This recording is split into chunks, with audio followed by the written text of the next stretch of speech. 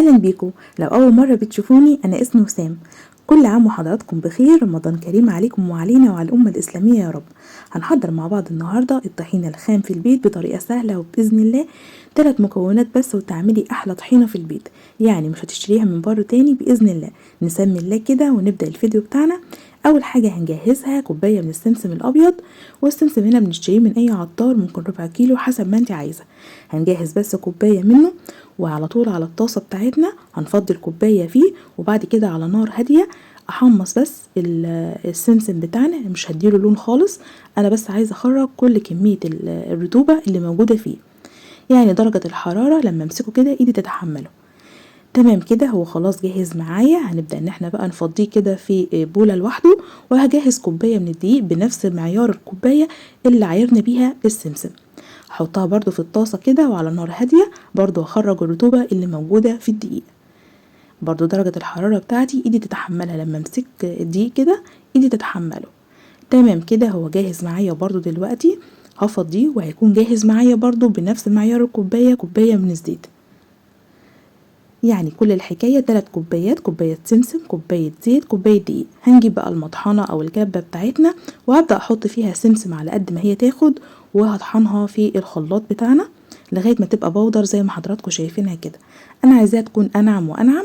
هضيف عليها معلقتين من الزيت من الكوباية اللي احنا هنستخدمها، هضيف عليها معلقتين كده كبار، او حسب ما يريحك، يعني حسب ما ايدك تاخد معاكي 2 3 عادي مفيش مشكلة.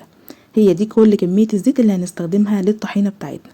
وهبدأ ان انا اطحنها في الخلاط لغاية ما تكون ناعمة معايا، هتبقى شبه الطحينة اللي بنجيبها من بره بالظبط، سايلة كده زي ما حضراتكم شايفينها.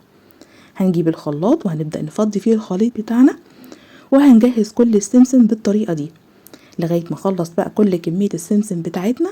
هفضيها كلها في الخلاط. عادي ممكن تجيب السمسم كده زي ما هو صحيح، وتضيف عليه معلقتين او 3 من الزيت، وبرضو تطحنيه، يعني قدامك الطريقتين مفيش مشكلة. تمام كده، وهتبدأي برضو تطحنيه لغاية ما يبقى معاكي ناعم جدا وسائل زي ما حضراتكم شايفينه كده. خلاص انا خلصت كده كل كمية السمسم.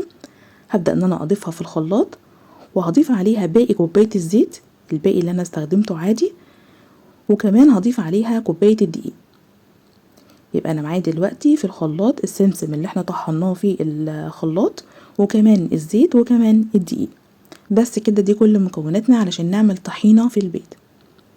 هنضربها بقى في الخلاط كده 2 3 بحيث ان القوام معايا يبقى ناعم جدا زي ما حضراتكم شايفين كده.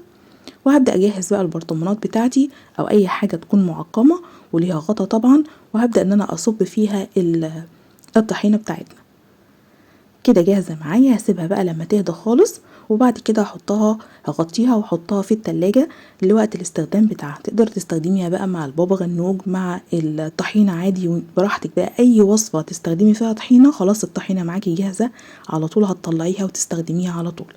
لما تتحط في التلاجة هتتقل اكتر من كده، مش هتبقى سايلة خالص زي ما حضراتكم شايفينها. يعني يكفي ان هي نظيفة، مش هنشتريها تاني من بره. خلاص ادواتنا نظيفة، ضامنين كل حاجة احنا مستخدمينها، يعني زي ما بنقول كده اوفر وانضف من بره بكتير. اتمنى الفيديو عجبكم. دمتم في رعاية الله.